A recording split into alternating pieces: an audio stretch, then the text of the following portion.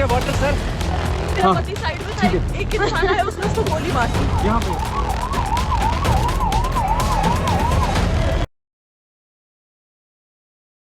April 22nd, 2025, the peaceful beauty of Baisaran Meadow, just above Pahalgam in Anantnag district, Jammu and Kashmir, was shattered by one of the deadliest terror attacks in recent years.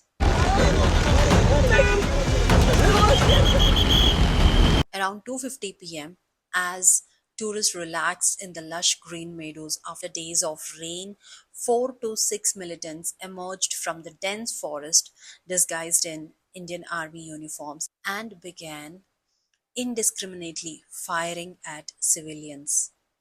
Witnesses describe a terrifying scene. Some were asked to recite Islamic verses.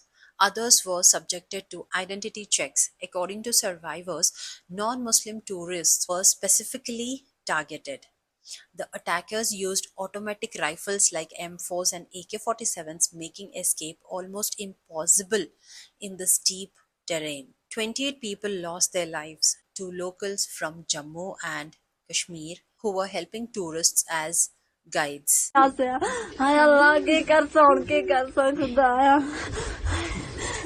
This was not just a terror attack, it was a calculated mass scare targeting innocence, peace, and unity. Who was behind this? The attack was claimed by the TRF, that is the Resistance Front, a proxy group of the Pakistan based Lashkar-e-Taiba. In their chilling statement, TRF claimed the attack was a response to demographic changes in Jammu and Kashmir, specifically the settlement of over 85,000 outsiders in the region. Now, what are they talking about? To understand this, we need to go back to August 15, 2019, when the Indian government abrogated Article 370 of the Constitution. Now, what was Article 370? It gave special status to Jammu and Kashmir. Only permanent residents could buy land, get jobs, or settle in the region. What changed? After abrogation of Article 370 and Article 35A in October 2020, new laws were introduced allowing any Indian citizen to buy non-agricultural land and settle in Jammu and Kashmir. Since then, approximately around 85,000 people from outside the region have moved or applied to move into Jammu and Kashmir. The TRF and other extremist groups see this as a threat to Kashmiri identity and culture. Instead of peaceful protest, they have turned to terrorism.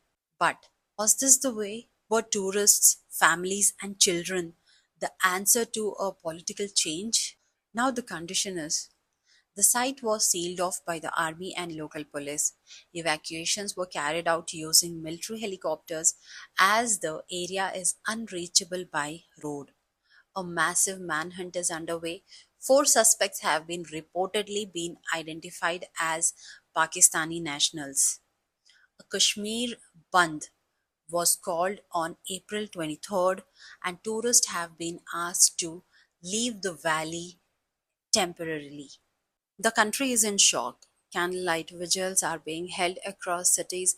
People are asking how long will the innocent continue to pay the price for politics and hatred.